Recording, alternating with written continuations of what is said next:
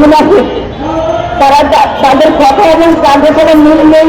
তারা মুখে বলছে আমরা জনগণের রায় অক্ষরে অক্ষরে বাস্তবায়ন করব, অথচ তারা জনগণের রায় বাস্তবায়নের জন্য যে শপথটা দরকার ছিল সেই শপথটাই তারা নেই।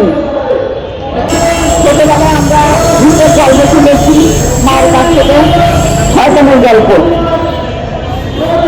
শয়তান সত্ত্বে শয়তান দুটো হাত ব্যবহার করে, একটা হাত সামনে রাখে, সে হাত দিয়া না করে, আর আরেকটা হাত পিছনে রাখে, সে হাত দিয়া ডাকে। যখন শয়তানের কাছে কেউ যায় তখন বলে আমি তো তোমাকে না করছিলাম, তুমি আসছো কেন? তো আমাদের বর্তমান সরকারের যে আচরণ সেটা হলো শয়তানের মতো, অর্থাৎ তারা মুখে করেছে যে শেখ হাসিনা স্বৈরাচার, আর পিছনে বলছে যে তোমাকে তোমার স্বৈরাচারী নীতিকে আমি আহ্বান করছি। এইভাবে তারা নিজেরাই স্বৈরাচারের পদজন হয়ে উঠেছে। আমাদের বিবি সরকার সুমিকে অ্যারেস্ট করা তারই প্রমাণ গ্রহণ করছে, যেখানে সাইবার আইনটা যে আইনে মানে যখন তখন গ্রেফতার করা হচ্ছে সে আইনটা বাতিল করা হয়েছে, সে বাতিল আইনটাকে এখন আবার প্রয়োগ করা হচ্ছে। প্রিয় ভাইয়েরা, আমরা প্রথমে দেখি গণভোটকে এই সরকার অস্বীকার করছে।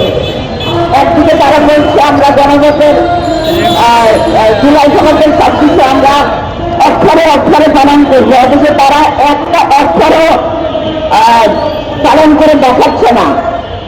তারা যে গণভোট হয়েছে এই বাংলাদেশ আমলে, পাকিস্তান আমলে এবং বিশ্বের বিভিন্ন দেশে যখন গণভোট হয় তখন এই গণরায়কে সব সরকারই বাস্তবায়ন করে মেনে নেই।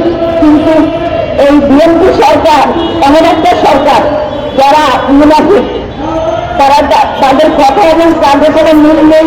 তারা মুখে বলছে আমরা জনগণের রায় অক্ষরে অক্ষরে বাস্তবায়ন করব, অথচ তারা জনগণের রায় বাস্তবায়নের জন্য যে শপথটা দরকার ছিল সেই শপথটাই তারা নেই। আর দ্বিতীয় বিষয় হচ্ছে সংবিধান। তারা সংবিধানের আশ্রয় নিচ্ছে বারবার, অথচ যে নির্বাচনটা হলো সেটা সংবিধানের স্বীকৃতি অনুযায়ী নির্বাচন হয়নি, তাহলে সেই নির্বাচনটা কেন মেনে নিল? অর্থাৎ যেটা আমার পক্ষে সেটা আমি মানি, আর যেটা আমার পক্ষে না সেটা আমি মানি না। এই দ্বিমুখী নীতি তাদেরকে ইতিহাসের রাস্তা করে নিক্ষেপ করবে। সেই সংবিধান আমাদেরকে স্বৈরাচারের হাতিয়ারে পরিণত করে, সেই সংবিধান স্বৈরাচারকে উৎসাহিত করে, মানবাধিকার লঙ্ঘনের সুযোগ তৈরি করে। সেই সংবিধান কি সংস্কার ছাড়া উপায় আছে? অবশ্যই সংস্কার করতে হবে। সংবিধানের দু একটা ধারা পরিবর্তন যথেষ্ট, আমিও পরিবর্তন করে সংবিধানকে দেশের কল্যাণের উপযোগী, মানুষের কল্যাণের জন্য এবং বাংলাদেশের উন্নয়নের কাজের জন্য এটাকে অবশ্যই সংস্কার করতে হবে। মানবাধিকার লঙ্ঘন করা হচ্ছে আমাদের এই সরকারের অন্যতম বৈশিষ্ট্য। আমাদের জাতি ইলেকশনের আগে থেকেই তারা চাঁদাবাজির মহোৎসব শুরু করেছে এবং বিরোধীদের উপরে অত্যাচার নির্যাতন, বিশেষ